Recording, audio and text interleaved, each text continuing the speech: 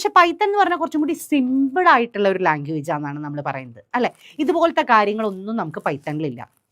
അപ്പോൾ നമ്മൾ ചിന്തിക്കും, എന്തുകൊണ്ടാണ് പിന്നെ നമ്മൾ എന്തിനാ ഈ സി ലാംഗ്വേജ് പോലെ ഇത്ര കോംപ്ലക്സ് ആയിട്ടുള്ള ഒരു ലാംഗ്വേജ് നമ്മൾ എന്തിനാ പഠിക്കണതെന്ന് വിചാരിക്കും. അപ്പോൾ നമുക്ക് അറിയേണ്ടത് അതാണ്, എന്തിനാണ് നമ്മൾ ഇത്ര കോംപ്ലക്സ് ആയിട്ടുള്ള ഒരു ലാംഗ്വേജ് പഠിക്കുന്നത് അല്ലേ. നമുക്കൊരു എക്സാമ്പിൾ നിന്ന് തുടങ്ങാം. ഇപ്പം നിങ്ങൾ ഒരു മെമ്മറിയുടെ കാര്യം തന്നെ എടുക്കാം. ഇപ്പോൾ ഒരു മെമ്മറിയുടെ ഒരു താക്കോല് നമ്മുടെ കയ്യിൽ തന്നിരിക്കുകയാണ് സി പ്രോഗ്രാം എന്ന് പറയുമ്പോൾ, പ്രോഗ്രാമർക്ക് എല്ലാം അറിയാം എന്നുള്ള വിശ്വാസത്തിലാണ് ഒരു സി പ്രോഗ്രാമിംഗ് തുടങ്ങുന്നത്. പക്ഷെ പൈത്തൺ അങ്ങനെയല്ല.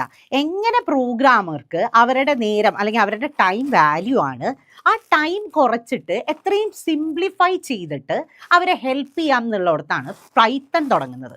ഓക്കെ, അപ്പോൾ ഇതാണ് ഇതിൽ വരുന്ന ഒരു വ്യത്യാസം എന്ന് പറയുന്നത്. പക്ഷേ സി ലാംഗ്വേജ് വേണ്ടിടത്ത് സി തന്നെ വേണം. കാരണം നമുക്കൊരു ഹാർഡ്വെയറുമായിട്ട് കമ്മ്യൂണിക്കേഷൻ നടത്തണമെങ്കിൽ ഏറ്റവും ബെറ്റർ ലാംഗ്വേജ് എന്ന് പറയുന്നത് ഏതാണ്? സി പ്രോഗ്രാമിംഗ് ആണ്.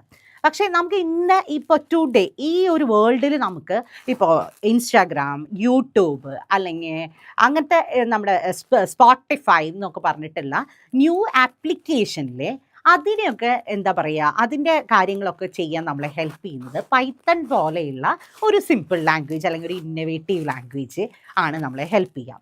ഫോർ എക്സാമ്പിൾ, ഇപ്പോൾ നമ്മൾ പറയുകയാണ് നമുക്കൊരു മെമ്മറിയുടെ ഒരു താക്കോല് തന്നിരിക്കുകയാണെന്ന് പറഞ്ഞു സി ലാംഗ്വേജിൽ. അതിൻ്റെ നമുക്കൊരു എക്സാമ്പിൾ നോക്കി നോക്കാം.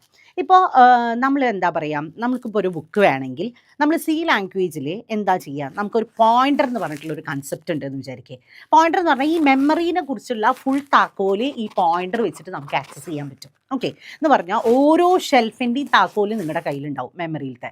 ഈ താക്കോല് വെച്ച് നിങ്ങൾക്ക് തുറക്കാം, നിങ്ങൾക്ക് ബുക്ക് എടുക്കാം, വായിക്കാം, തിരിച്ചു വെക്കാം.